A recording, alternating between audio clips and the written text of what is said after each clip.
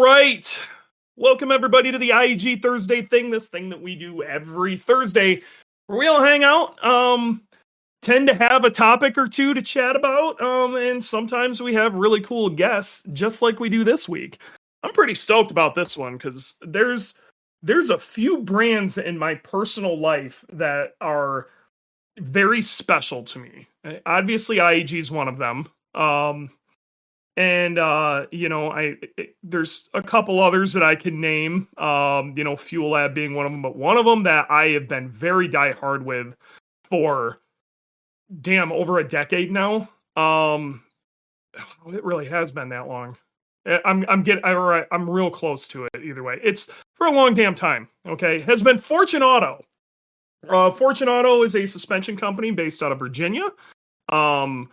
We've been using them for a long time. I've personally been using them for a very long time. Way back at my first stint at Six Star Motorsports, where we ran into some issues with a bunch of coilovers that we were ordering from a particular place, and went and did some research to find a different brand. And I think when I first called somebody, I got a hold of the owner, because this company is not very large, and that was Terry. And I had been talking to Terry for years.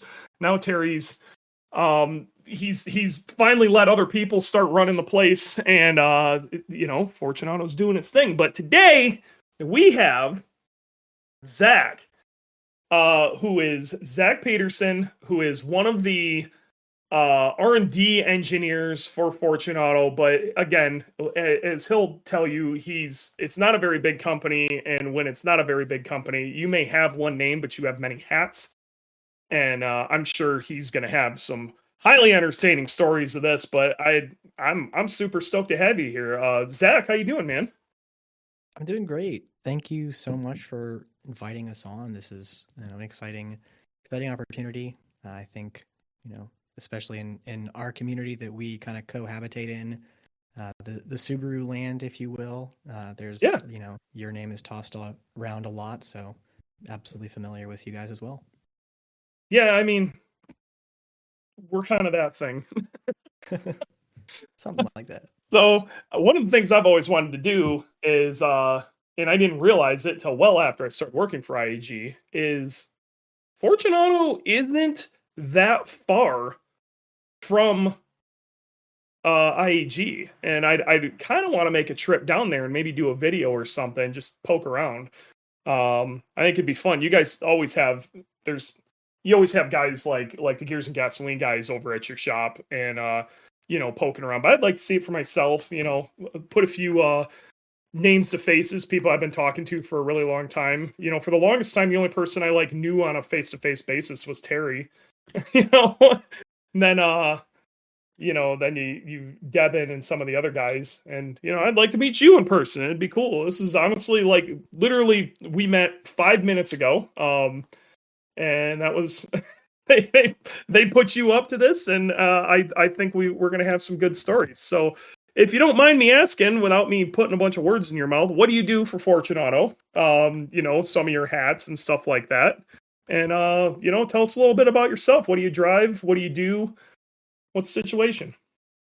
Okay, yeah, absolutely. First of all, definitely swing by. I think you're probably not much farther away than the Gears and Gasoline guys are. They're in Lynchburg, about 2 hours away from us here, so definitely stop by. But yeah, to go over a little bit about what I do, who I am. So I lead research and development here at Fortune Auto. I've been doing that since September of 2022, so not terribly long.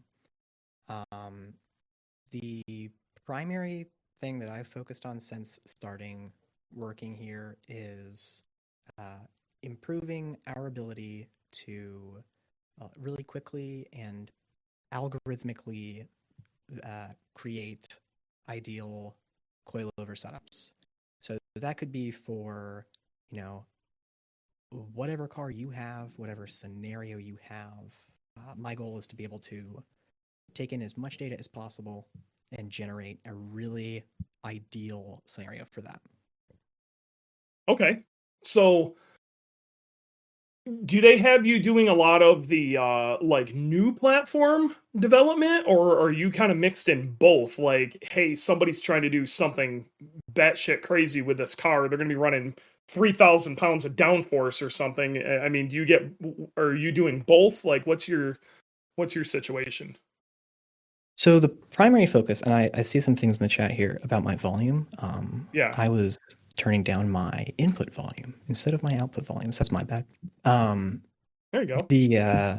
the primary day to day that I do is going to be for new applications and revisiting applications that we need to make adjustments to for new products. So maybe not it's a new application, but for example, with like our 520 series club racer, if we need to go back and revisit a chassis for some additional refinements on that application that we already have a 500 and a 510 series for, I'll do Yeah, that.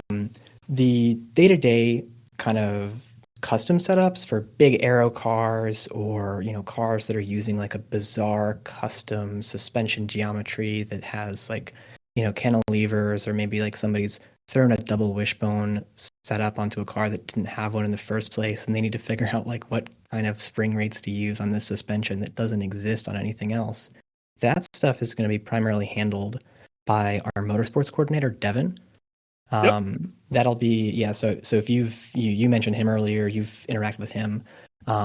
Devin is fantastic. He has like maybe the best memory of anybody I've ever met in my entire life. He can remember a spring rate that somebody was running on a track car 11 years ago at a specific event during a specific time period. It's absolutely insane. Dude, So he's he got that. nailed it off Yeah. the top of his head when he gave us spring rates for Boogie this year. Like the car was night and day when I was just like, I'm just gonna listen to him. I'm It glad worked to hear out that. beautifully. Yeah, no, he's been doing a fantastic job of helping out our sponsored drivers, and then just anybody else really, dealers, other customers, tons of stuff like that. So he does have a lot of like a lot of those things in his head somehow. I still really can't comprehend how he does that, but we do collaborate on the development of like algorithms and different little tools and things for helping him tune stuff as well, kind of as extensions of how we would tune a new application. But yeah, so the long and short of it is the vast majority of the stuff I do is new product development and product refinement. So yeah. Nice. So I brought one of he's kind of my partner in crime. We refer to him as Warranty. His name's Andrew, but his name is Warranty. I brought him in here too because I knew this was going to be a conversation he was going to love. But yeah, so Awesome. you're working on all sorts of crazy stuff. Yeah, Cool. absolutely. um, I guess what do you drive right now? What are you personally driving? So right now I have a 2012 Acura TSX wagon. That's like the only thing I All right. have. It's like my Right, my yeah. daily. Yeah, it's 100% verifiably bone stock. Yep. Which is probably how it'll stay for a while, because it's just like a really good and well sorted daily. Yeah. And then my wife and I have a 2022 Accord 2.0 T. So are you a Honda guy then? Is that would you consider yourself a Honda guy? So through no fault of my own, I have ended up with only basically Honda Accords. Okay. Because the TSX wagon is Yeah. right, it's just Accord an or Accord. Accord based vehicle. So you like Exactly. washing machines. You're just a big fan of Dude. just. It's like such a good appliance. My favorite vehicular appliance is is a Prius. Oh my god, it's so good. Like Oh yeah. it's just, point A to point B. You don't have to put oil in it. You don't have to put fuel in it hardly. It just does the job, and it doesn't complain about it. And Hondas are the same way. But in the case of the TSX, this was a vehicle that I was looking at as like a fun car for a while, specifically because it's one of the only kind of vehicles in its class that has true double wishbone suspension at all four corners. Most Yeah. other vehicles in that class will have like a semi-trailing arm or a trailing arm and some kind of divorced rear setup. This is yeah. this is the thing that somebody that works at a suspension company would look at before anything. You know, I don't Right. care if it makes shit for horsepower. Does it got double wishbone all the way around? Exactly. Yeah, right. And it does not make much horsepower. I think it makes just a shade over 200, and it's fairly heavy for its for its time. So it's not fast. But it's it does a fantastic job of being a daily. It's pretty fun to drive a little bit more spiritedly. And recently I did get rid of my NC Miata. Sold that to a friend because I did not have the time to really drive it and enjoy it anymore. So it's off actually getting enjoyed, which is great. So yeah, but I've enjoyed that. I've had Volkswagen GTI before I got the Miata. Okay. So yeah, I've had a fairly like diverse selection of vehicles. None too Very crazy eclectic. though. Yeah. All right. How did you get into becoming a suspension engineer? So, pretty much by accident. That's how most of it happens. Yeah. So my undergrad work is in biomedical science. I had every intention to go to medical school. And so I did all of my undergrad work with the intention of going to medical school. And then about, I don't know, 6 months before graduating college, I was, pretty sure that I was no longer going to medical school. So I was going to go do like a PhD in something else. So I applied for a PhD in bioinformatics at VCU. And bioinformatics is like a big, broad umbrella of data science, but primarily applied to like just biological sciences.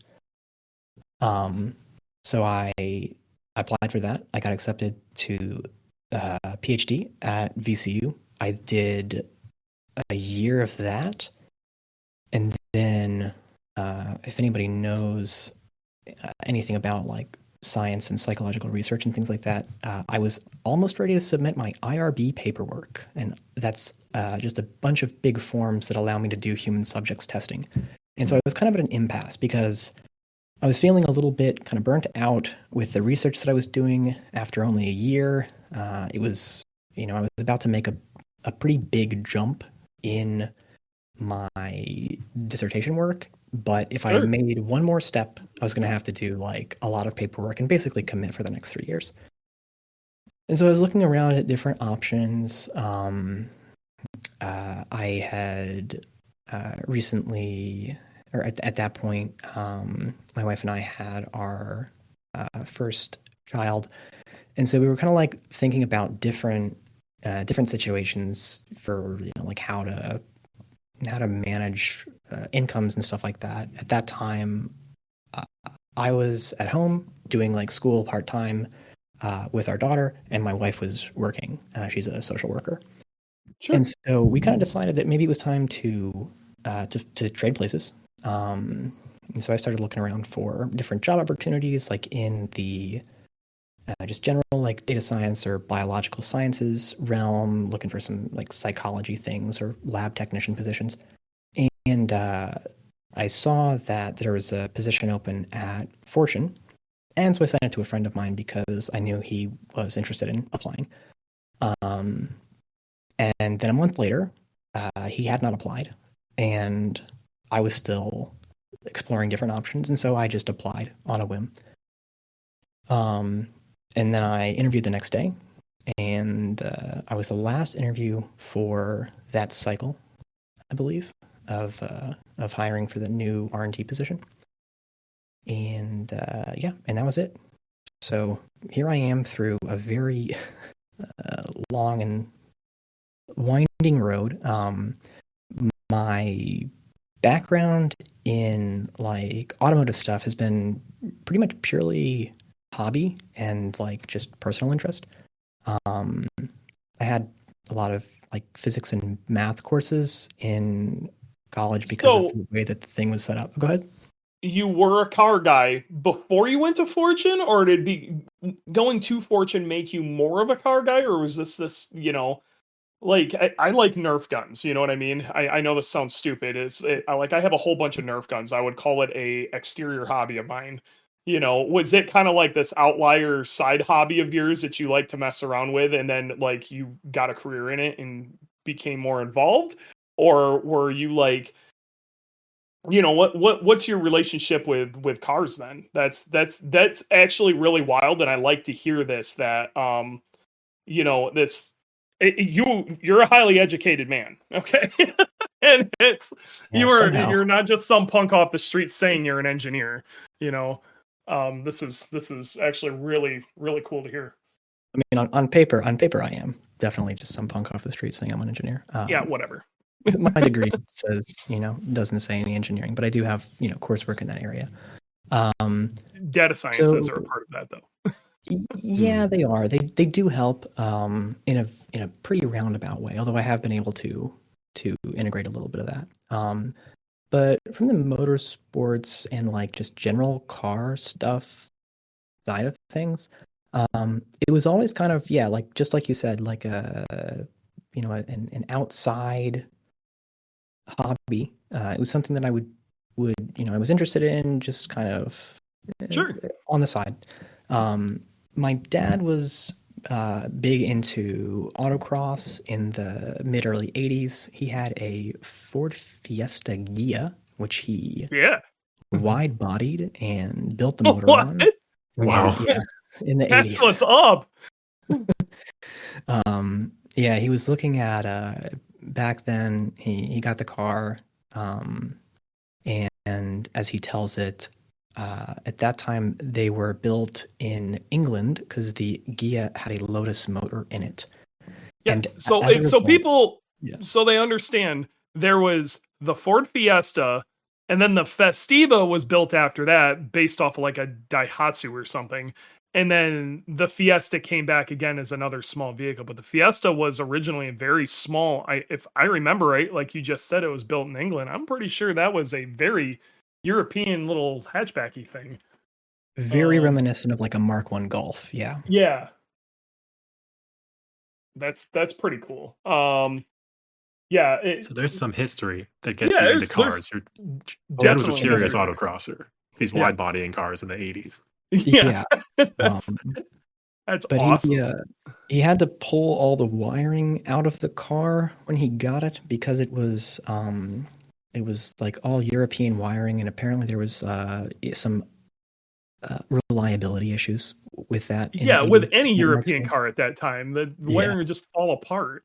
So he and his friends rewired the car. The whole they did the whole like body harness and everything from scratch. And then he went to put like over fenders on it, and decided better of it, and had a shop in South Florida cut the fenders and actually widen the body of the car. Nice. So it was wild. It was, as I understand it, quite a proper menace of a car. Fitting the physically the largest like tires you could actually fit under there and everything. Yeah. So it was You got to think for its time too. I bet you that was just insane. That was. Yeah, exactly. And he, I got a GTI like mid college, and he was like super thrilled to drive that, and he was like, this makes the Fiesta feel like a golf cart, right? Like that's where we've come, right? That your base model GTI, like no sunroof, no extras, no nothing, cloth seats. It was, and it still has like 200 horsepower or whatever, even back in like 2010. I had a Mark 6 GTI. Yeah. So that's not even the same world. Right, exactly. It's unreal. If you've ever had a chance to drive like a Mark 1 GTI, even to a certain degree a Mark 2 GTI, that will really show you how far cars have came. Yeah.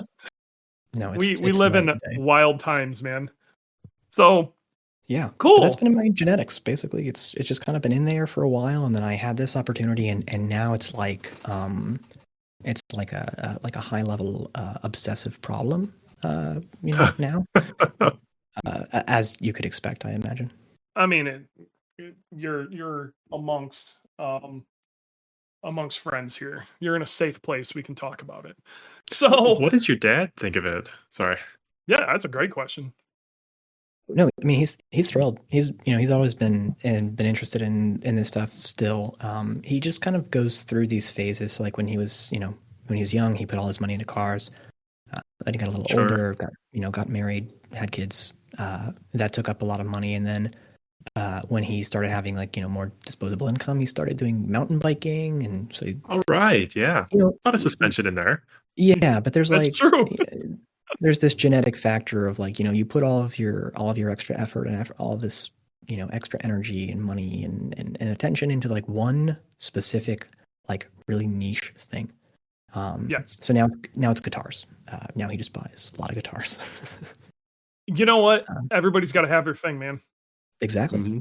It goes in phases, and so I'm in my suspension phase, and he's thrilled. He's been a mathematician for 35 years though, so we are able to compare a lot of data and notes, and have he's helped me out with a few tricky, weird projects that I needed to talk through with somebody. He doesn't have a background in suspension or in engineering like that, but he has a ton of experience in mathematics and a bunch of different areas that he's able to kind of provide a little bit of cross disciplines and help out. So let me let's wander a bit over into the suspension side of this, because one of the things I wanted to talk about today more than anything was misconceptions about coilovers.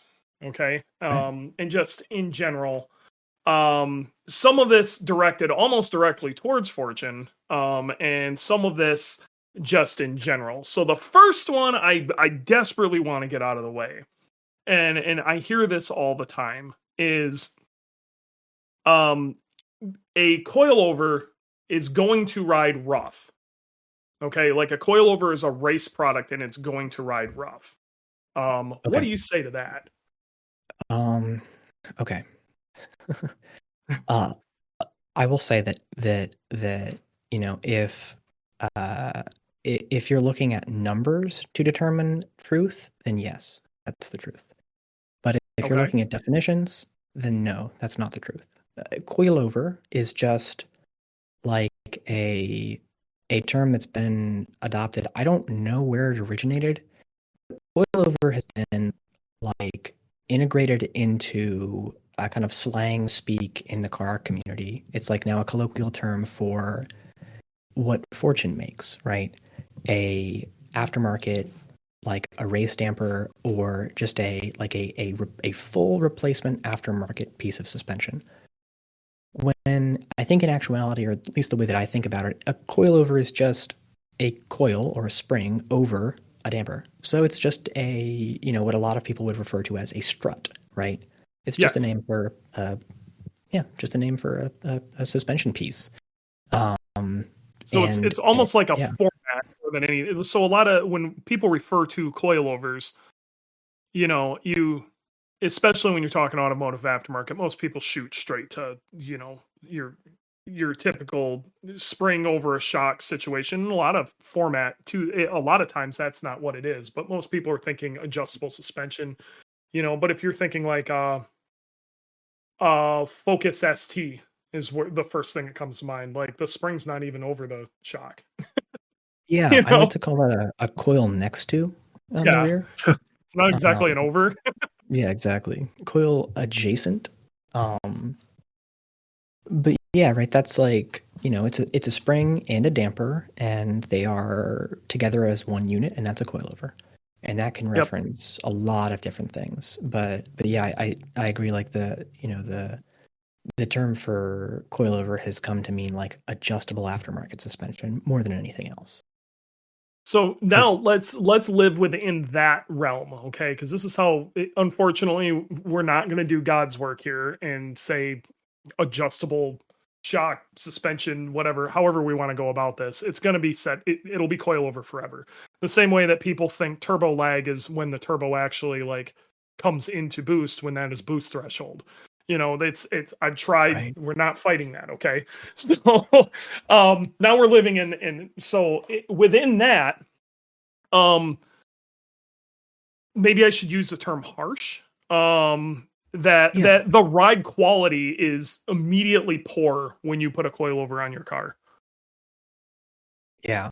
So again, in common things, there seems to be like a popular opinion, right? Like that stiff and harsh and bumpy and bouncy is performant. It is fast, right? Yep. But the quickest thing to get out of the way right up front is if you're thinking about spring rates. And I saw a few questions in the chat about spring rates earlier, but I think I missed them. Lower spring rate usually translates to more mechanical grip at the wheel, or at the tire, I should say. And higher spring rate this guy. translates to less mechanical grip. So if your car is bumping and bouncing along over the road, think about it as skipping a rock on a pond. If you're on track and you are driving quickly, you want your tire to be touching the surface of the road as much as possible so that you can either put power down and propel yourself forward or keep your car, adhered to the track in a corner so that you can keep going and carry that speed. And so if you feel bounciness and you feel bumpiness and harshness and crashiness and you're feeling that, that's energy being wasted and not being used to adhere your tire to the road. So at the core of it, bounciness and harshness is like often a limit of mechanical grip. So what I think a lot of things though, and that's again you're especially if you're talking your basic non-aero dependent vehicle, you are so incredibly right. It's ridiculous, and more people need to hear that. You actually hear this out of a lot of race engineers that they'll keep backing off on spring rate and harshness of the suspension as much as humanly possible until the driver gets pissed. Yeah, exactly. That's the best option, right? Like, yep. You want to, and this is like a huge thing in rally as well.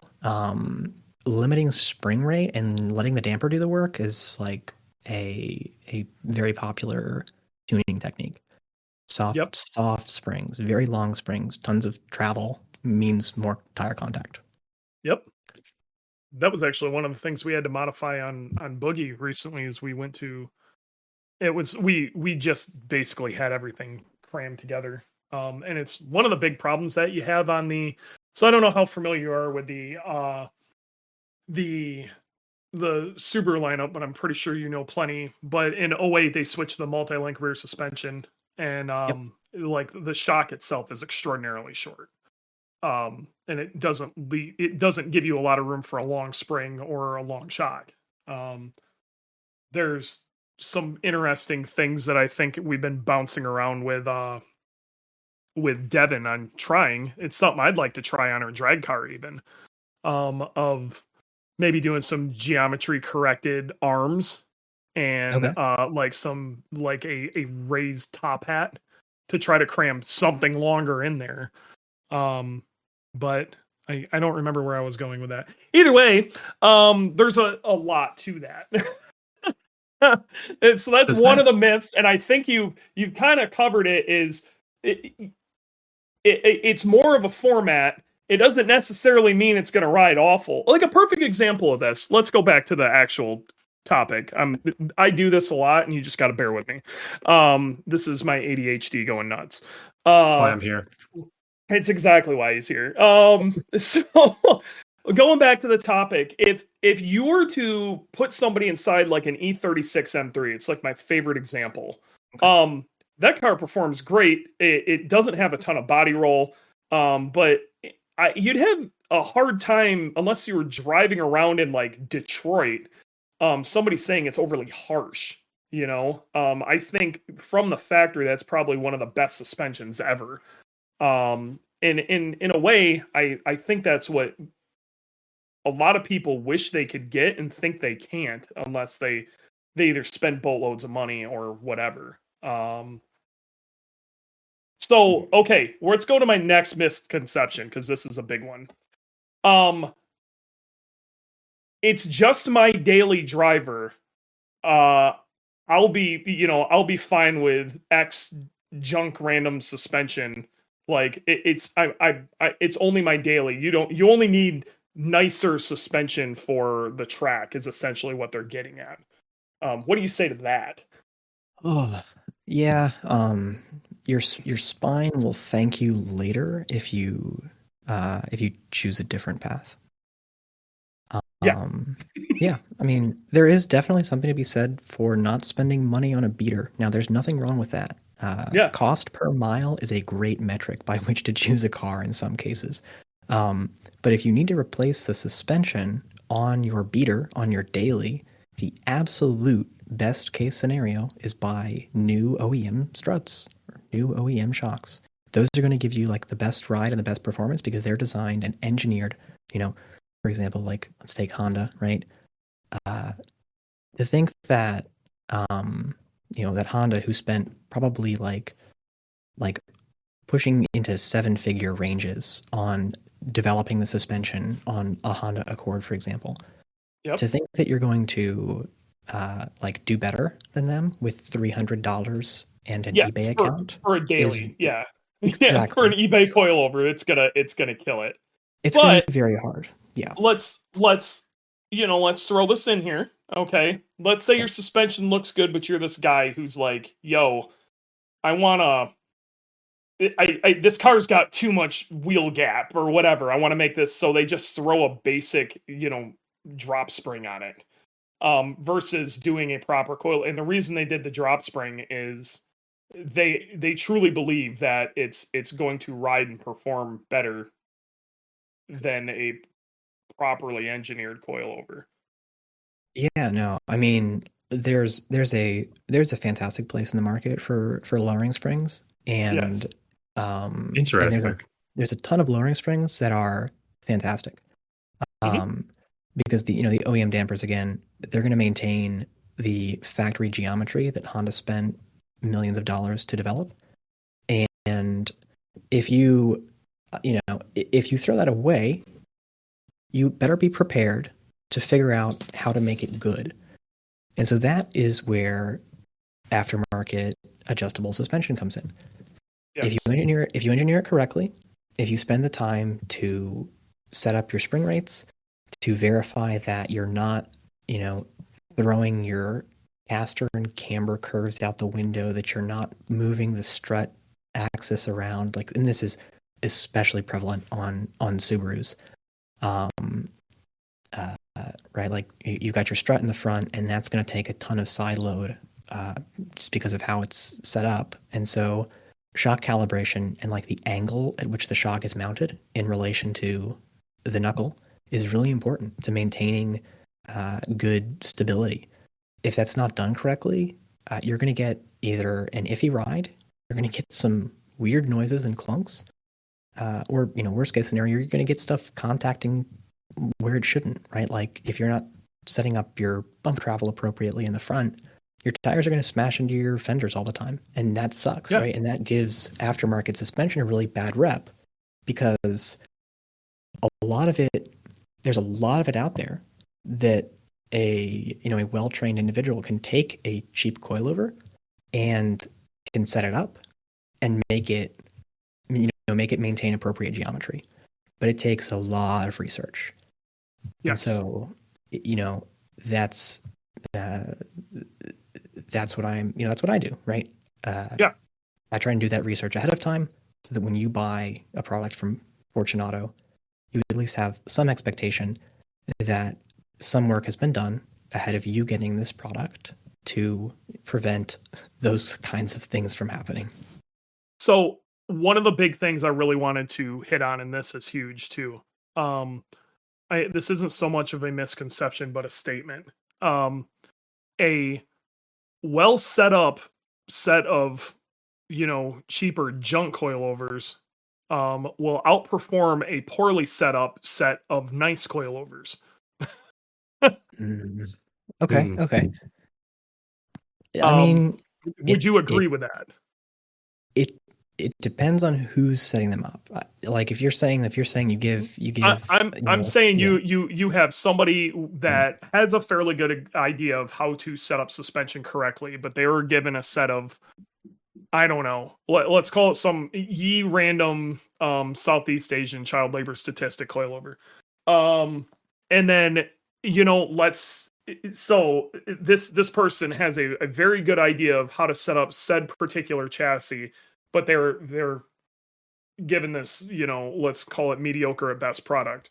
And then you were to give, let's say some random dude who doesn't really have any idea what they're doing, a set of, I don't know, dreadnoughts, a set of your Pro 2-ways, and put them on the car, not set up, not just ride height correctly, but like spring preload and stuff like that. It's literally just tossed on there.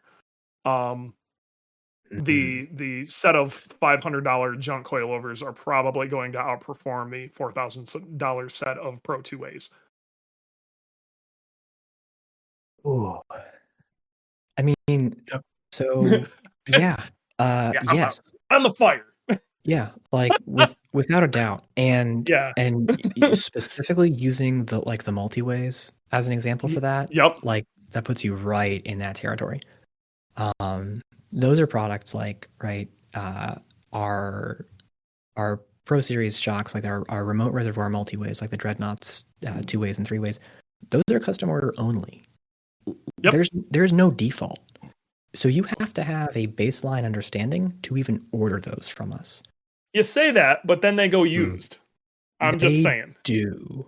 And then so you end up with some dude who he wanted external reservoirs for clout, and then he throws them on there, and he's driving around on these things. Who knows how they're set up? You know what I mean? They could have been set up for some car with, like I said, like 3,000 pounds of aero or something. He's driving around in a stance mobile. And then he complains about how they ride. Oh yeah, they're gonna be a little rough. Although I'm thinking that actually might not be a terrible scenario if you have only like 11 it's probably the best scenario for him. That would do a fantastic job of like preventing fender damage. Yeah. So is there not like a default setup that you just tell everybody to follow? So I'm looking at my mountain bike right now, which is when I bought it, they had me stand on the mountain bike and jump up and down to get the preload sag set up. And then they added air to the air spring to my body weight and then said, how does it feel? And I said, oh, it feels fine. Took it out and it rode great. I didn't have to think about suspension since I bought it. Is there anything like that for buying a nice set of coilovers? I mean, yeah, absolutely. So there's it's not as easy, right? You can't like just jump up and down on your car and then like spring rate. I mean, if somebody could figure out a way to go out onto your roof and jump up and down. Right, exactly. like if somebody came up with an aftermarket solution to like DIY calibrate your air suspension in that manner, that would be really cool.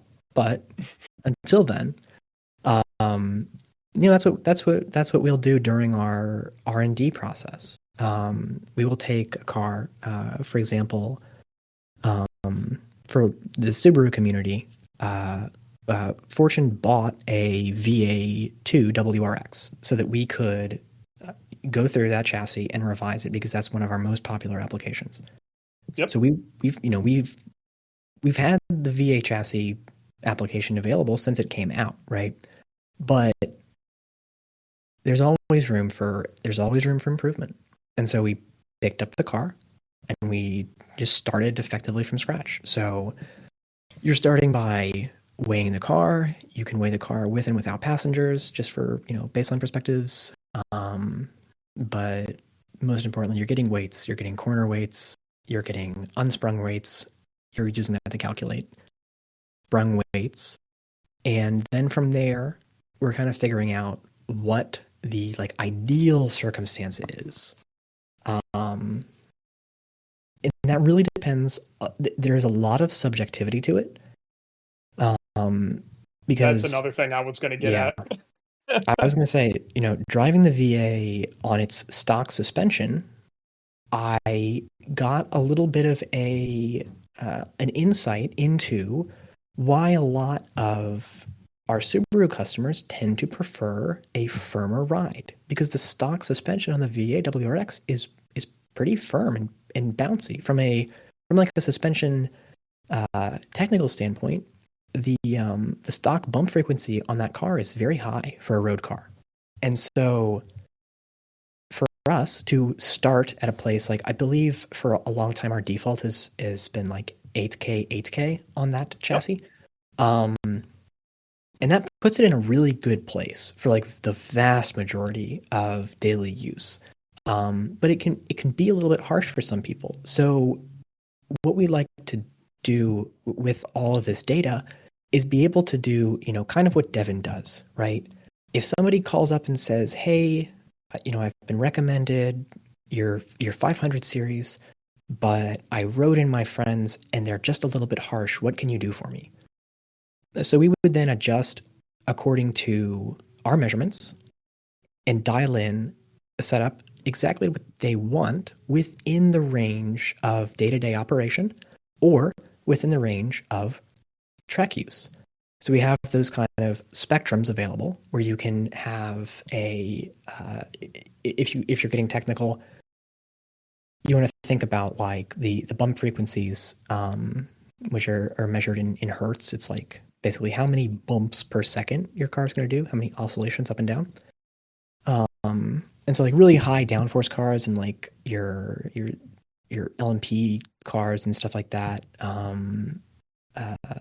they're going to be in some cases like 5 and 10 hertz. So they're going to be bouncing like crazy if they were to hit like, your normal bump on the streets of Pittsburgh, for example.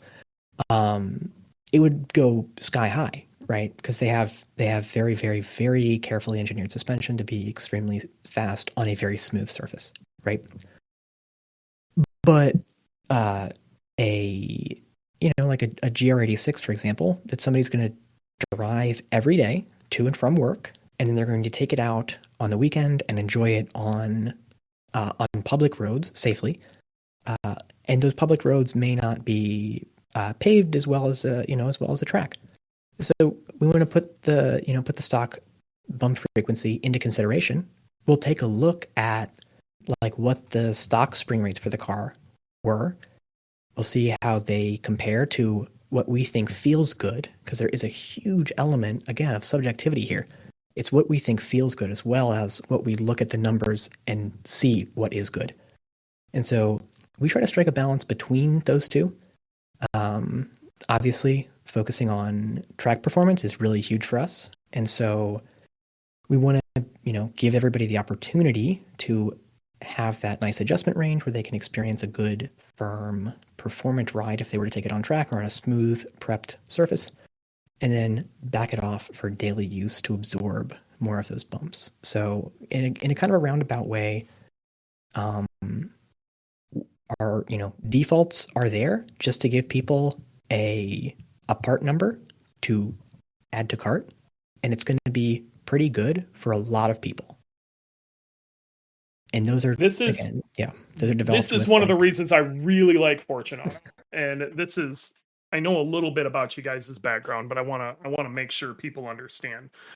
Every set of Fortunatos are built to order. Okay, this is also why it takes a little longer to get a set of Fortunatos. And I truly believe you're missing out on the experience if you were to just order a set, quote unquote, off the shelf. There's really not, heaps of coilovers sitting on the shelf. This is another thing that aggravates me too, is the amount of people who want to proclaim that you guys are just some other, random Chinese whatever coilover brand, and you're just getting heaps of this stuff shipped over already assembled. You guys are doing all the assembly, even down to your 500s, in-house there. I think at one point you had like a sub brand. I don't remember. I forgot what it was called, and I don't think you guys even do that anymore. But all of Fortunato 500s, 510s, all of that, they're built in house. And the nice thing about that is exactly what you just said. what if it's a situation where you're around Chicago, you have absolutely no plans of taking that on track, but you want to add a set of performance wheels and tires, and you really like the way that it looks if it's a little bit lower, but you don't want it to completely beat your guts up. We could take like a V8 chassis, and we just talked about that having a 8K setup, and then we could put on a set of 7K, and you're going to give up maybe a little bit of that track performance for a little bit more of a comfortable ride.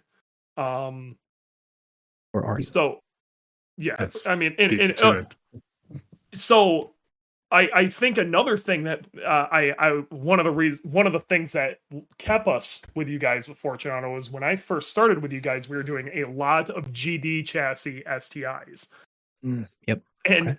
The inverted struts clunk like hell. Okay. Yeah, and they ride like shit. Okay.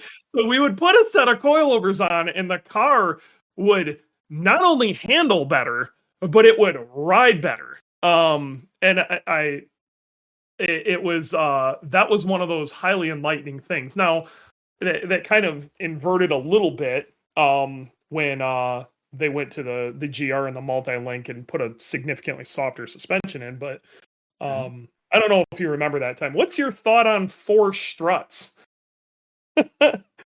Since you're buying vehicles 100% based off of having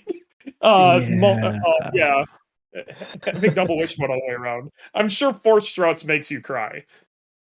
2 struts makes me cry sometimes. But we'll tolerate it as long as possible. I think there's definitely, right, from a packaging constraint and from a just a general kind of vehicle consideration, the strut is great, right? And I mean, you look at Porsche as an example of what happens when I would say when you let the Germans, and this is, I think I'm stealing this line directly from a YouTuber, Superfast Matt, who does a lot of engineering related content, but he said Porsche is an example of what happens when you let the Germans iterate on something for 100 years.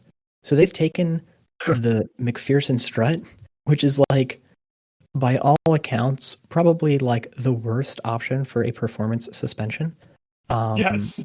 and they've made it, like competitive with just about everything else on the street or on the track.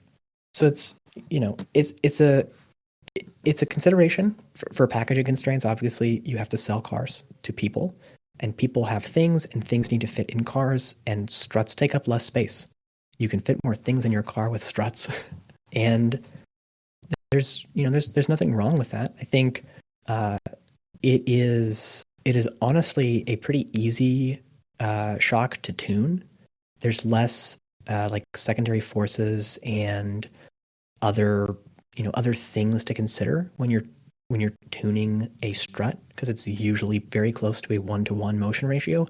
So you don't have to consider any other leverage factors, or the unsprung mass is usually a lot lower too. So there are certainly some great benefits behind it. And I mean, I think as is evidenced by Subaru's competitive history in rallies specifically is they, again, if you give even a suboptimal product to the right people, they can produce really good results with it. There's also some advantages as far as struts in a rally situation of they tend to take side load fairly well, and they depending on the chassis setup and how you're building it, and how that vehicle is built, you can actually get a decent amount of suspension travel in a consumer product, because you've got to think an Impreza has to have a trunk, things of that nature. There's an engine that it's sitting in there sideways, so it isn't like you could have these really long arms that protrude, into the engine bay. Exactly. Yeah. So, I've got a question that I'm interested to hear what your take is on this too. So one of the options that you guys offer with your 500s and your 510s and a lot of these is you have your base model springs, okay, and then Mhm. you also carry Swift and Hyperco, and we tend to use a lot of Swift. Um, Okay. and the biggest thing I have always found with the Swifts, and the only way I can really explain it is voodoo. Why do the cars ride better? A set of 500s with a base spring rides pretty damn good, especially for what you pay for that suspension. 510s even better. But then you put Swifts on it, and not only do they ride better, but like I'm turning faster lap times. Why what is it about a spring change? I truly don't understand what makes a Swift spring as good as it is.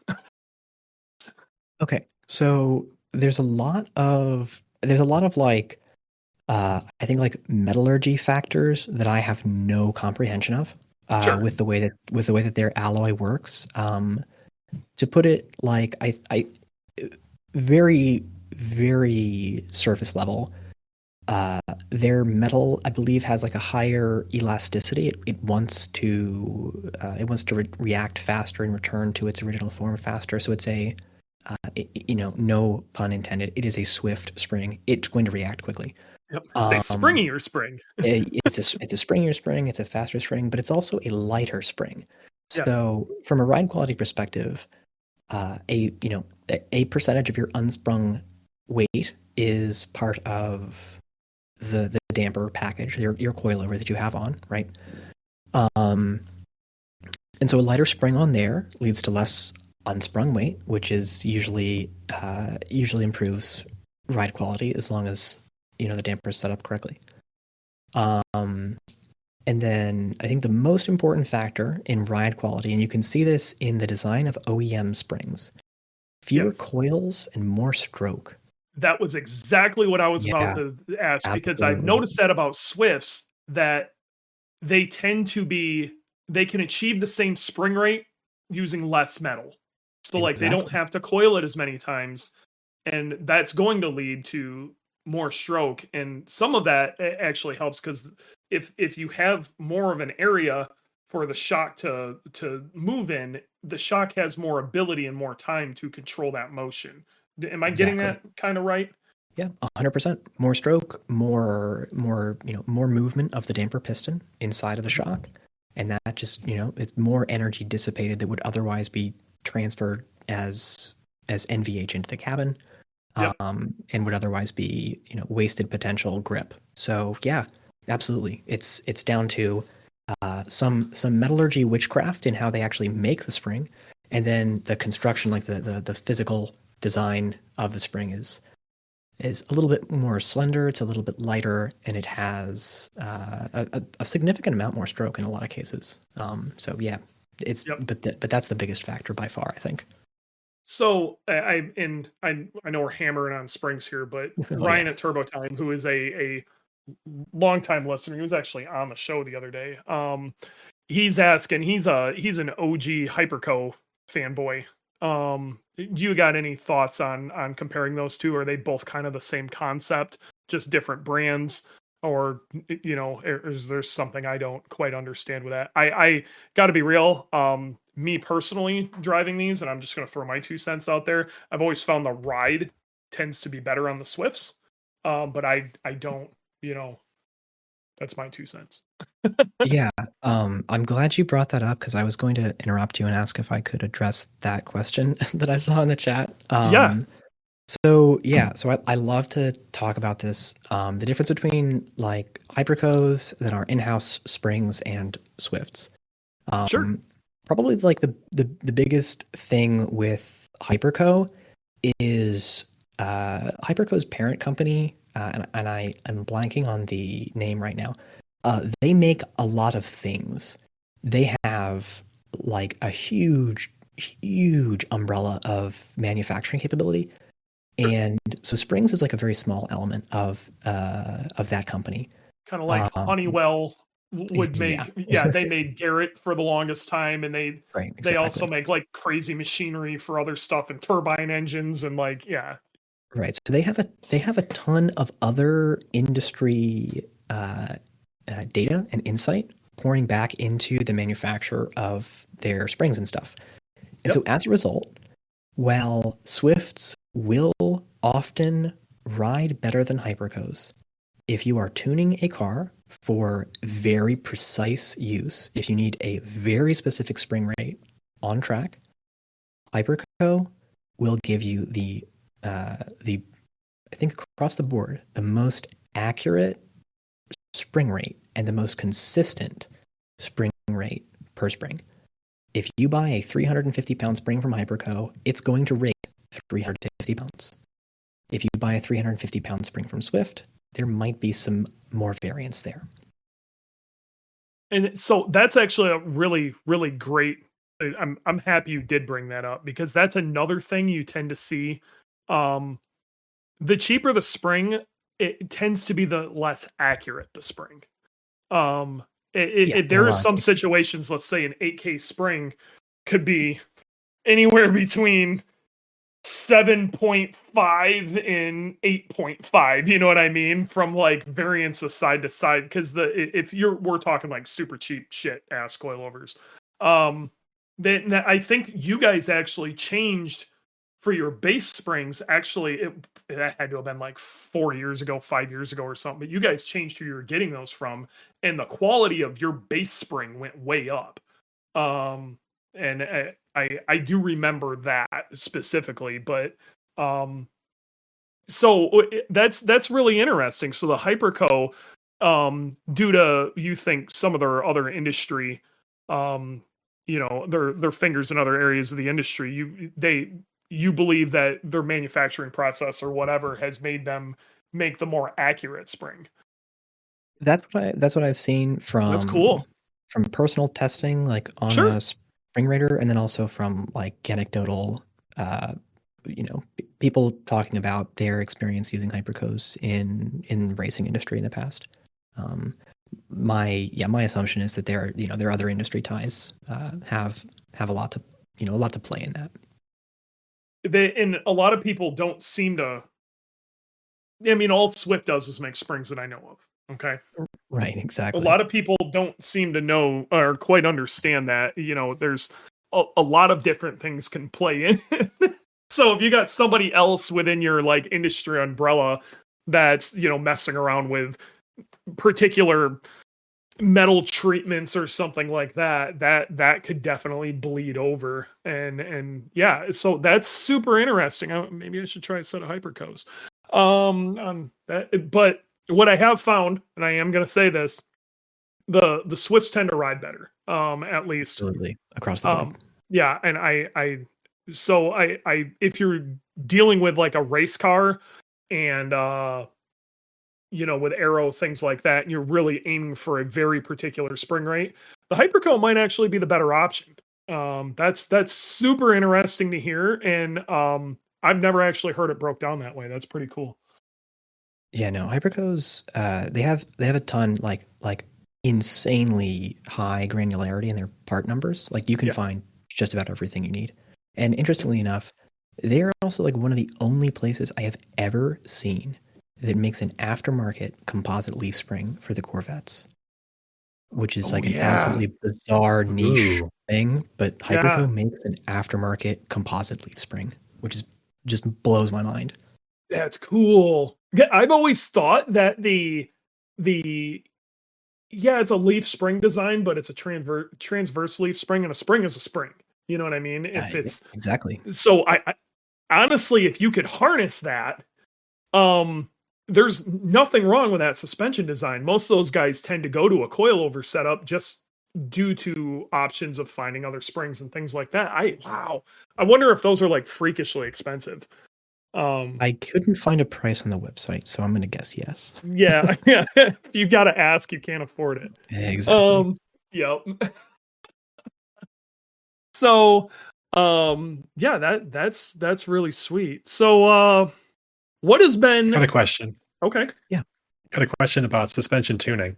So, in another podcast that I listened to from somebody high up at another suspension company, he mentioned a comment offhand that in general, for a particular car and a particular application, you don't really need to chase after spring rate changes. After a certain point, springs are just there to hold the car up, and then everything else is handled by the dampers. Do you agree, disagree, or need more information? That's yeah, no, I think that's I also I think I know what episode of what podcast you are talking about. Um I think that's like the really interesting perspective on it, and it it definitely applies in some cases.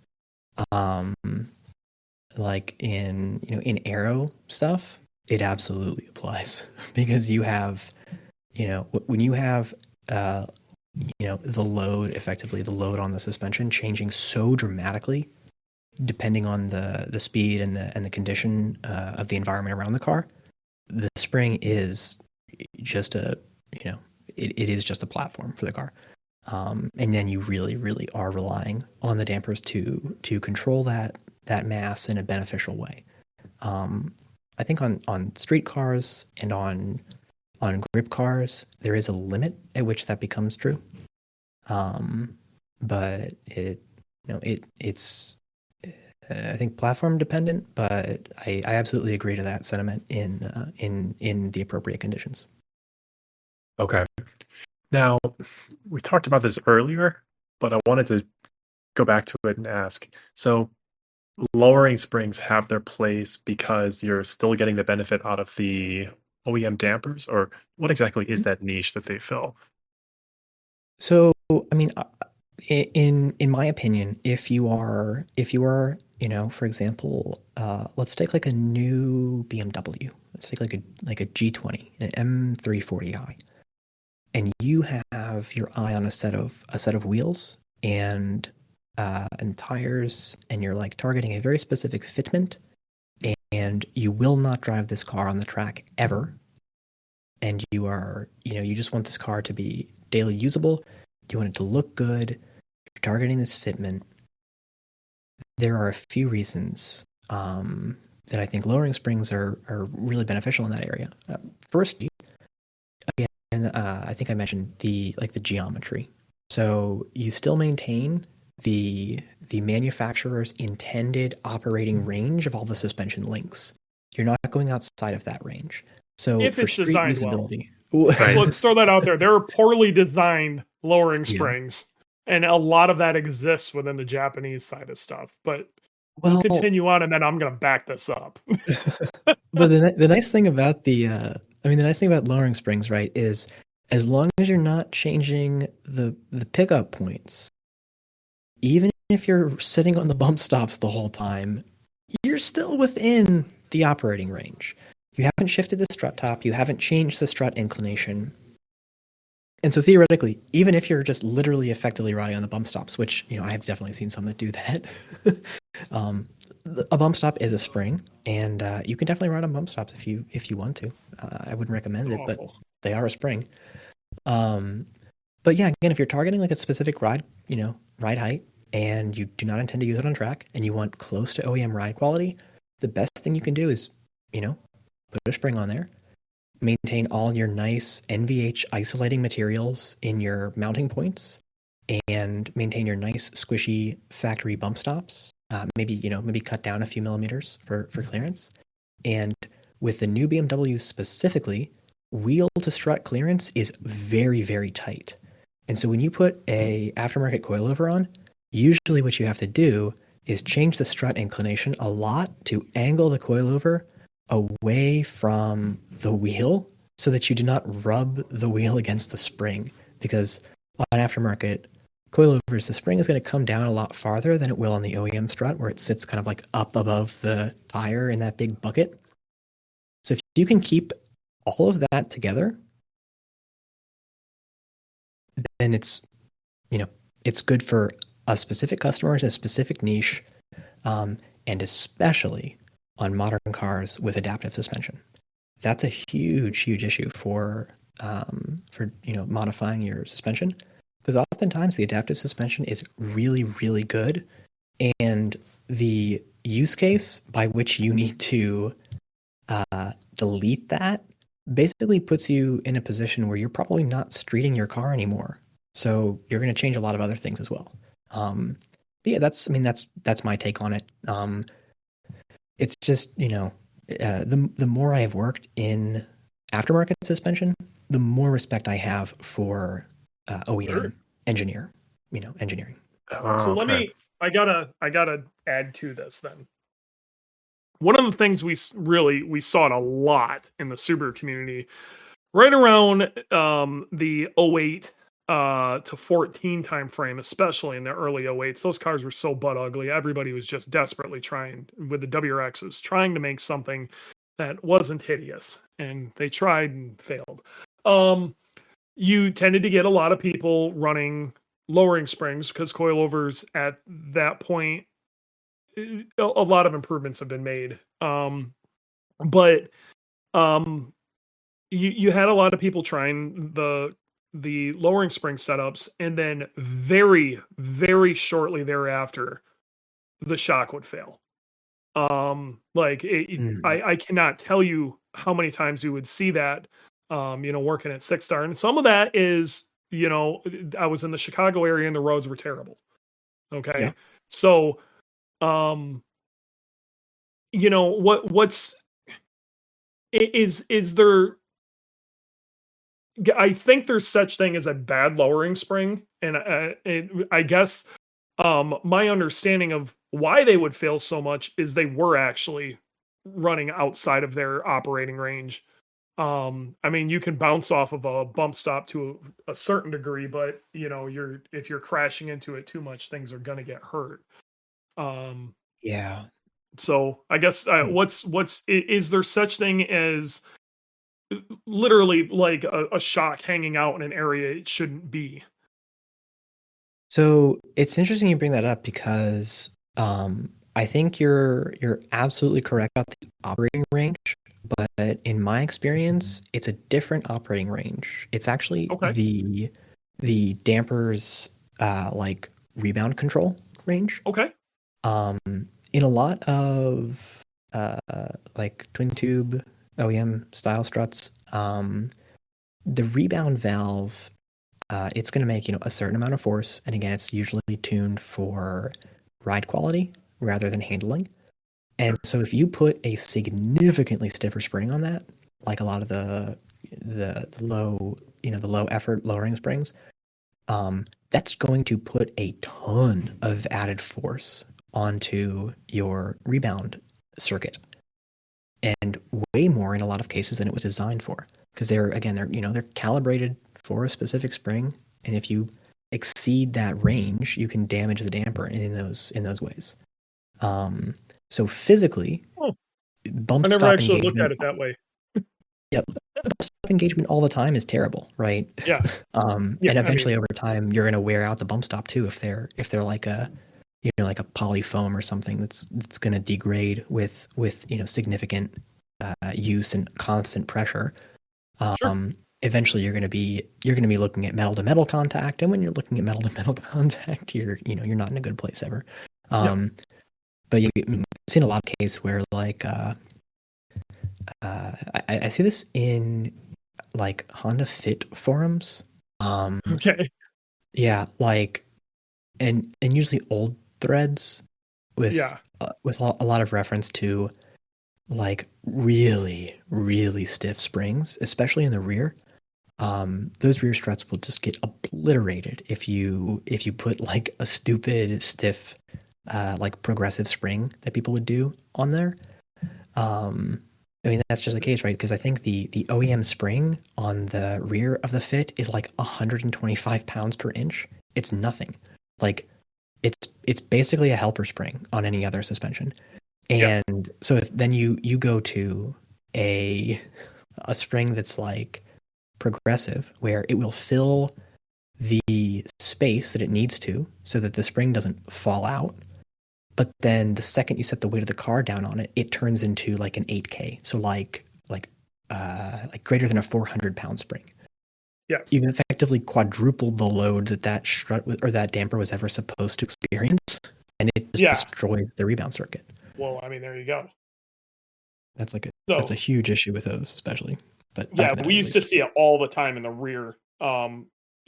Mostly due to the multi-link stuff, that shock Yeah. just isn't set up for that. So, either way, It's a very economy looking shock. I mean, it's a it literal is. twin tube shock, and It's they put a lot it's of effort into the economically front specifically.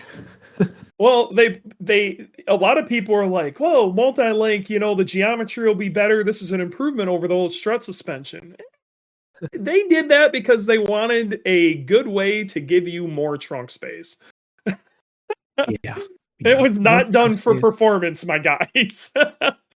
No, unfortunately, it was not. But Yeah. I got a couple other questions that I want to get to. One of the things, and I think this is one of the reasons I think a lot of that stuff happened on the Fit. You will have somebody who will be running a particular spring rate on one particular chassis. This is going to sound like a stupid question coming out of my mouth, but I literally see this. So they'll be like, they had a 05 STI and they were running 10K on track. Just love that setup. It was great. So then they went and got a 2015 STI and they put that exact same spring rate on that because they liked it on their 05 STI. How well does that tend to work? Well, if you're putting exactly the same spring on, then it's probably not going to work great. But if you do the math and you work the same wheel rate, you will likely get a good result. If you had a ride, a ride behavior that you liked before, figuring out the wheel rate and then basically the wheel just, rate will change the spring rate, though, will it not? Correct. It will. Exactly. So you will need a different spring. Yeah. I mean, You will need a different different spring rate. I run into this a lot that these guys with 4 struts, they had a 4 strut suspension like on an 05 STI.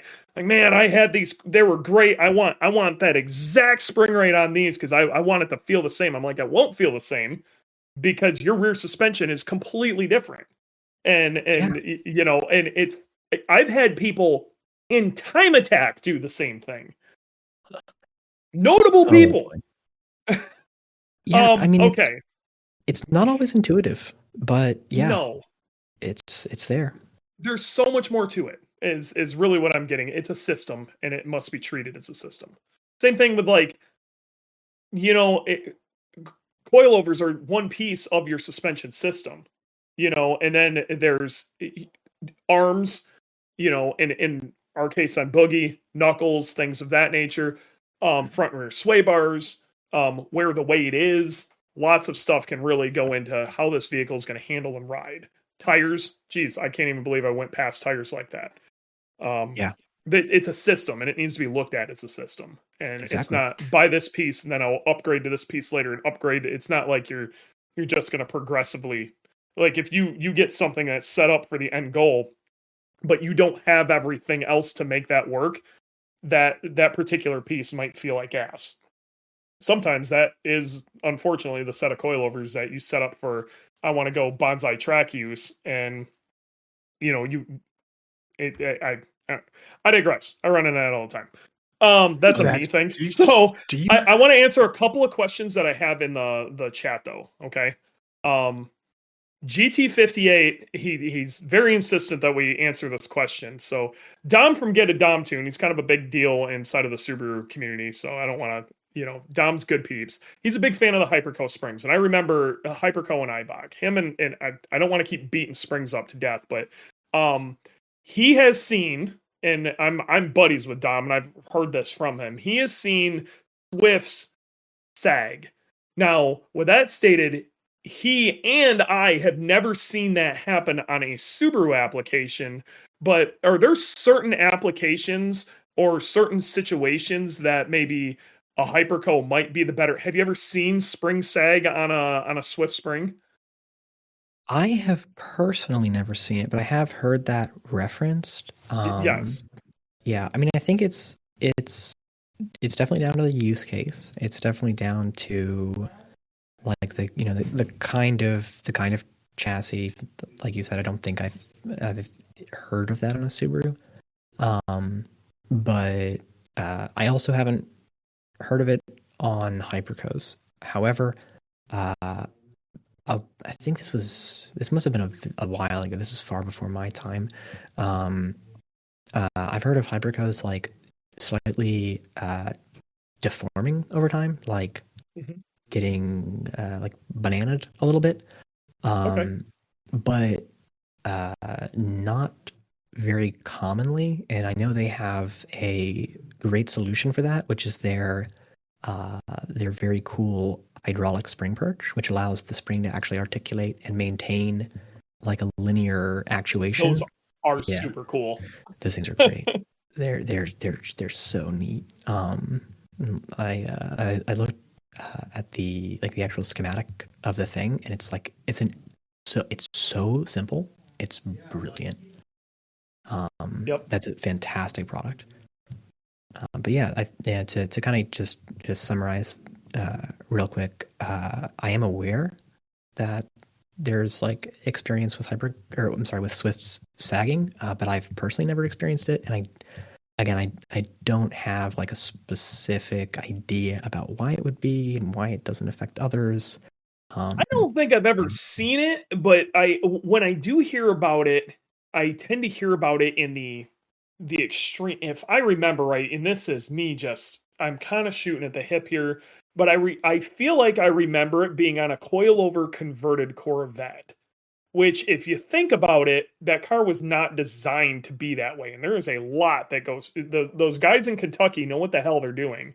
Okay, the Okay. fat men in Kentucky can build a damn suspension, and when us in the aftermarket start screwing with stuff, there's forces put in places that maybe weren't originally thought of. So maybe it was putting a weird tweak to the spring that I don't think was taken into account or something. I don't know. I'm literally shooting at the hip here, but that's where I feel I feel that was the particular application that was brought up. Could be wrong. Okay. Interesting. Yeah, I don't know. Just food for thought. But next one, this is actually a pretty good question. Kron, another new guy, and I really loving seeing all these new people. This is awesome. GT58 Kron, you guys are awesome.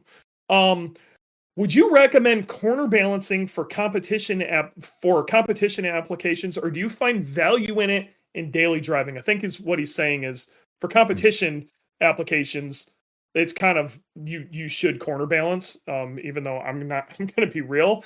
I just won a championship without a corner balance. But do you find value in a daily driver being corner balanced?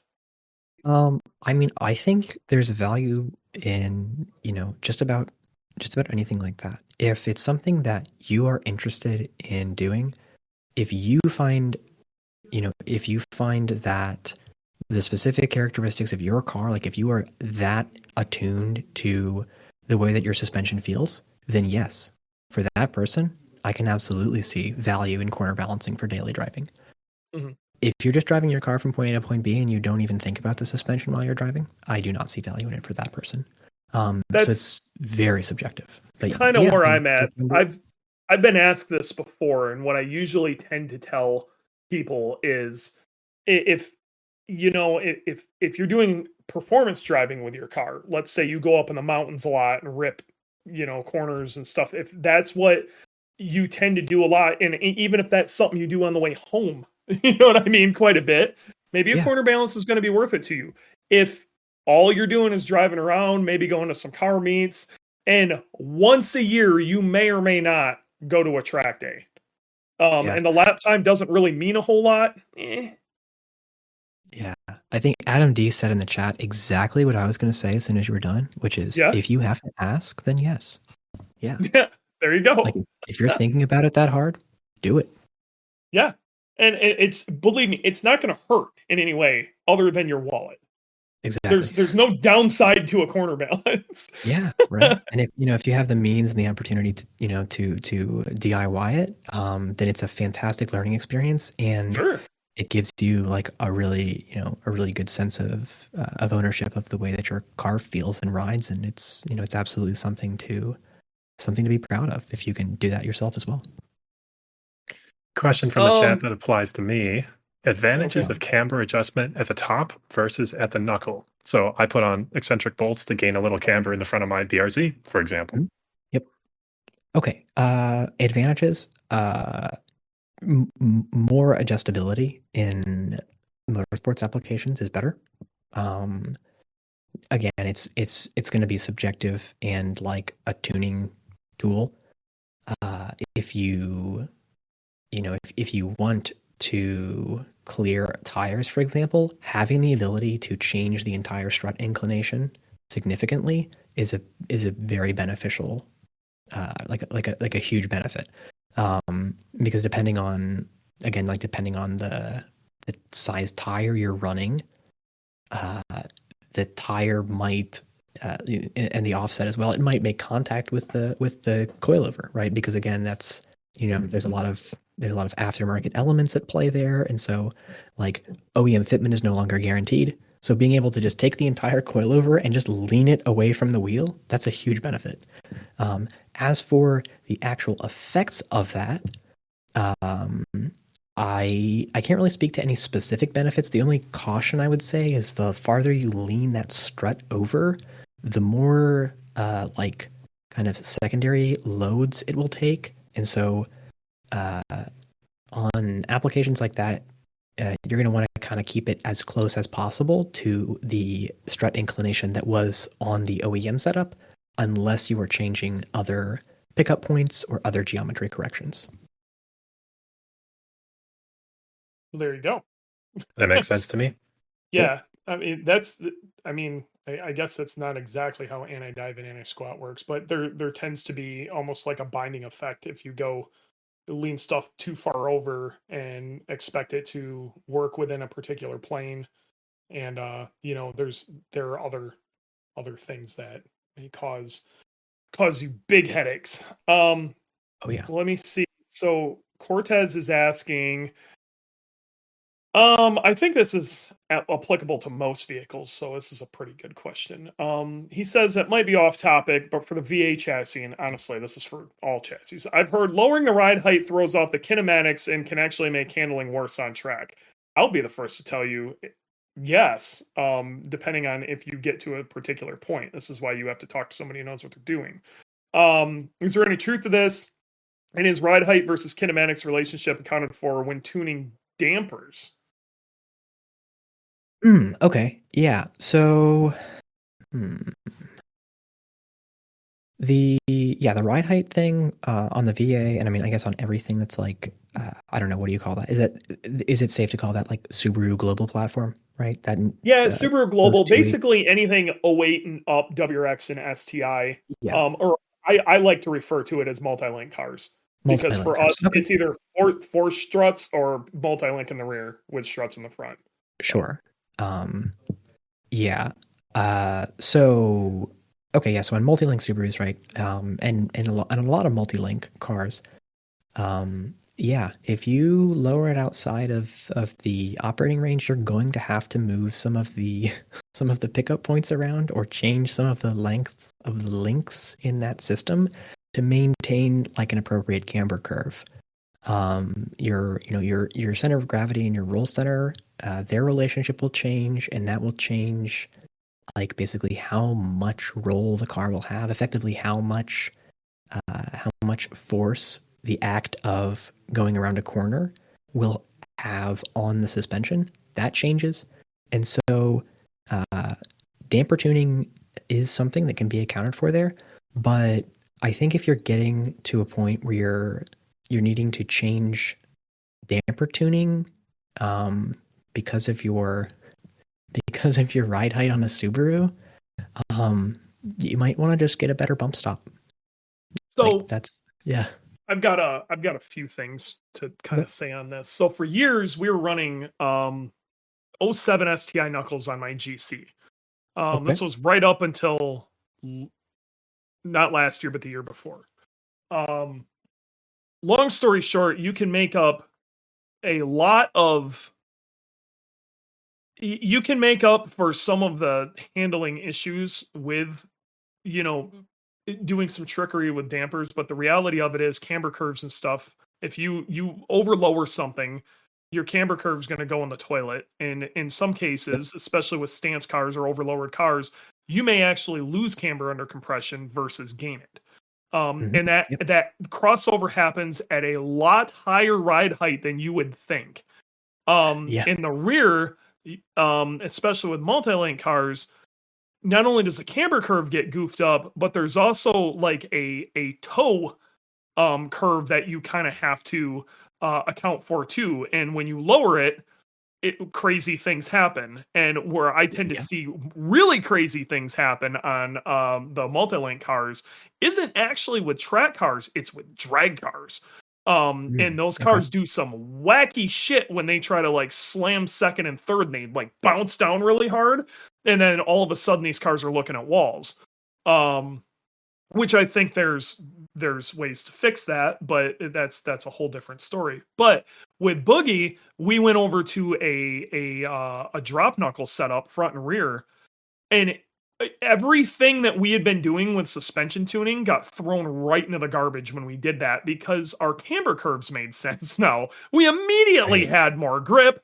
We could, totally change our damper settings. It was not even close. Like we were basically trying to make the car rotate, around really shitty front suspension geometry. And now that we had grip in the front, the car was trying to kill us.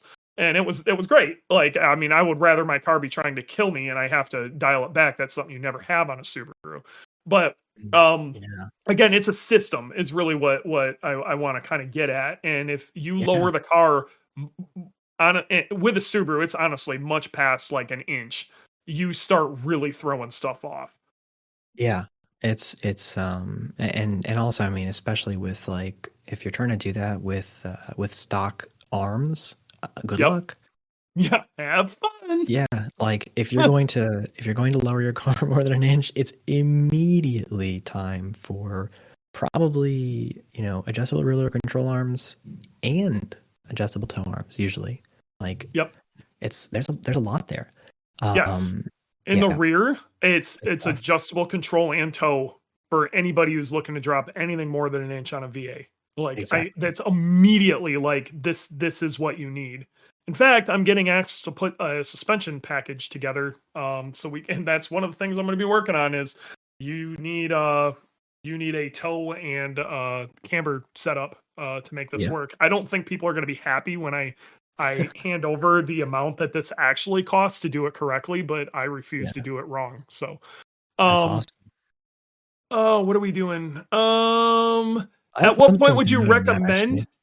What's that? I have one thing to note on that. If you're working on compiling ways for people to spend money, I always am. Yeah. So as to say, we just finished and just launched our Pro Extended Rear Top Hats. That gives you 2 extra inches of stroke in the rear as compared to our previous rear top hat.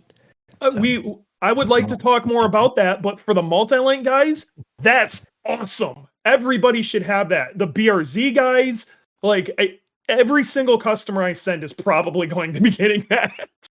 Well, that's fantastic. But I wanted to throw that out there because I know it very early on in the show you mentioned something about that short. I knew you guys were playing with it, but I didn't know how far along you were on it, so I didn't want to be like, this is coming. You know what I mean? Yep.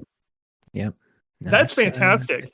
Dylan, tell the frickin' drag team that we're doing those 2 ways or having extended top hats. This is happening. You guys have you ever thought about making arms and some other stuff for some of these platforms you do a lot of? It would be pretty sick if we could order like the ass end of a car for a Subaru. I mean, thought about it. Yeah. It's there's a lot of projects in the pipeline. We've definitely considered some different arm options. Somebody said in the chat, Adam D said Veris makes lower control arms with poly bushings. Yeah, I mean, absolutely. Like at this point in time, personally, just based on like my research, and this is not a Fortune recommendation, this is a me recommendation. I would go with the Veris arms all day right now. Yep. They're really good. Some of the best looking, in my opinion, and they're very well engineered. Eric at Veris is is a really careful and Love that thoughtful guy. individual. So it's a great product. Yep. Varus and SPC tend to be my two go-tos for any of the multi-link Absolutely. cars. Yep. They're the answer. So you're right. Well, I'm gonna try to bang through some of these questions here real quick. Cool. Because at some point we have to end this thing. Maybe tonight. Josh is saying, at what point or would it become necessary to upgrade a 510 to a double adjustable? I mean, Ooh. you can add to this. I'd be more than happy to say my 2 cents on this one too, but That is a huge, like, that's a very personal thing. We will never tell you it's time for you to upgrade unless you literally okay. well maybe if you're doing more hands-on, right, and the drivers like more directly, right? But we'll tell you to upgrade if the thing you're asking for is like, hey, like I need more adjustment, right? Yeah. Obviously that's easy. But if you feel like you have maximized the capability of the platform within the confines of one adjustment, it's time to upgrade. Yep. Here's my 2 cents. If you're looking for multiple seconds, it's not time. If you're looking for 10th, it's time. Yeah, I like that. I like that a lot. So, and that's the, that's in street modified, the class is just nuts. Like you're looking for tenths. Hell, you're looking for hundreds. Like that's how stupid stuff has gotten. So that's, if you want a very easy way to put that, that's how I would put that. Yeah, I and like tenths that. mean a lot in this class. So what do we got? This is I kind of know the answer to this question, but feel free to answer this or not, or give a political statement. Why were the air cup lift system discontinued? It seemed like a really useful application. That is way before my time. What I've heard, what I've been told is, like a PR statement effectively is it was a costly and complicated product for us, and it wasn't really making sense from a lot of standpoints. Yep. So yeah, that's all I have to say on that. If it makes dollars, it makes sense. And unfortunately, that wasn't making dollars. And a lot of the stuff that you guys had to use for that, you're not creating in-house. Therefore, like, I think you guys ran into some QC issues of stuff that was so completely out of your hands. At a certain point, you have to go, we can't control it. We're not gonna do it. And I think, me being somebody who was selling that product, I'm happy it went away. So it's again way before my time. So I haven't had to deal with any of that system at all. You don't even have to get into that any further. Oh, hey, that's a Safety Mike. Okay, Safety Mike, he's one of our he's like a Grid Life. He's like the Grid Life safety guy. He's always in here, but he's got a pretty good question. Off topic, which I don't think it's that off topic, but is the oil in a shock flammable? Okay. I mean, I think at some point, yeah. Like the oil that we're using is like an AMSOIL 10-weight synthetic. If you go and like look it up, you can actually go on AMSOIL's website and get the MSDS, the material data safety sheet on that. That will tell you everything you need to know about the actual. There you go. Flashpoint. Yeah. So I mean, it is flammable to a degree. It is not flammable within the operating range of a shock absorber.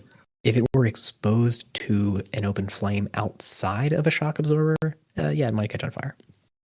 Well, I mean, engine oil isn't, I mean, it's flammable once you get it hot enough. If it hits your hot header after you threw a rod through the top of it because you money shifted the living shit out of your car, you have me at Laguna this year. So sounds personal because it is. and I'm still salty. Varus makes nice LCAs with poly bushings. Again, really great option. Need more adjustable suspension solutions without Heim joints to stay in the class rules. There's different classes. out there that they don't let you use Heim joints or certain things. You got to keep some form of like a rubber or poly bushing. That's one of the nice things about Time Attack is it's fairly open. But man, some of those SCCA guys, they got to deal with all sorts of crazy stuff, which is where you start running into a lot of geometry problems. These guys add these really crazy wheel tire combos and all sorts of stuff, but they're not allowed to add a roll center adjustment kit to their car because they consider that moving suspension mounting points. Right. And, there's so many goofy rules like that. Like, if you run we refer to it, or Whiteline refers to it as an anti-lift kit, but it gets rid of, it basically adds caster to the front control arms. And it's really great for handling. Caster's fantastic just because it's like dynamic camber. But that throws you like 3 classes up in SCCA. It like completely throws you into like space. And yeah, that sucks.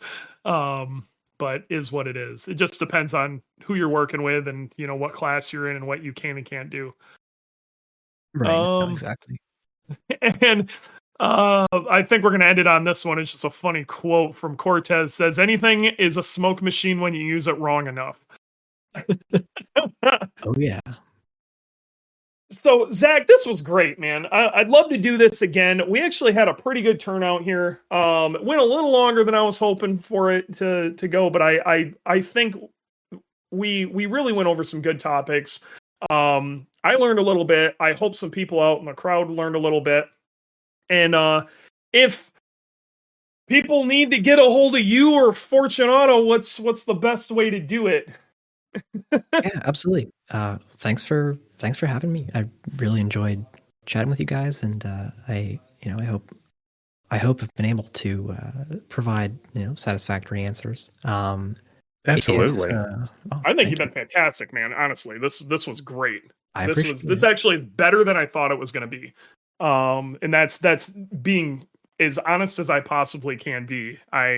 This was fantastic. So maybe we can do this again sometime. I think it was awesome. I'd really like to hear some horror stories on stuff that this is things I wanted to get to, like horror stories. What's your least favorite suspension? Stuff of that nature. Maybe this summer we can do this again. And I think it would be great. I would love to do this again. Great idea. Well, I'll tell you what, let's do it in person.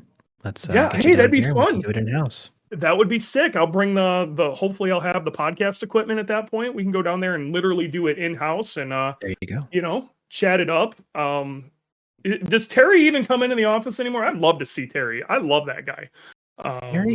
Terry is he's taken a little bit of a backseat approach of late. Luckily he doesn't have to be in the office every He's got a day, great team there. day to day.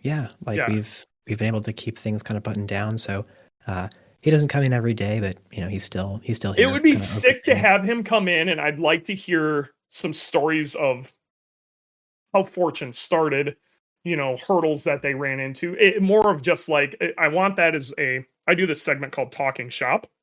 Okay. Where I tend to, like I had Brian at Turbo Time on here. And I wanted to hear the history of where they came from. And half of that conversation was about, sci-tie, like cyclones and typhoons and stuff like that, before we actually got into Subaru stuff. And I love hearing that. A lot of people love hearing where these businesses came from. And it might not exactly be IAG oriented, but I think it's really good for the community to hear a lot of these things. And Terry's a great guy. So put a bug in his ear about that. But yeah, I'd love to come down there. That'd be sick. Why don't we look into that? Once again, if they need to get a hold of you, how would they do that?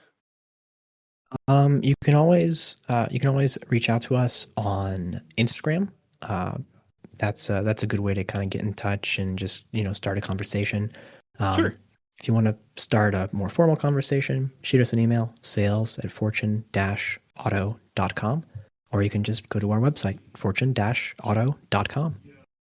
I'm also going to throw this out here too. The majority of the IAG dealer network are Fortune Auto dealers. And awesome. I love talking about Fortunes, and I understand these chassis and what works very well. I've been doing this a really long time. I would love to talk to you about Fortune Auto. So if you want to call me and talk about Fortune Auto, I'm here to help you out. And I'm going to keep trying to talk warranty he's about to get a brand new BRZ TS to replace his current brand new BRZ. BRZ. And This Hitachi I want damper's coming. Yeah, but we're gonna throw those out. We're gonna get a badass set of 510s on a set of Swifts. You keep saying that, man. I don't know.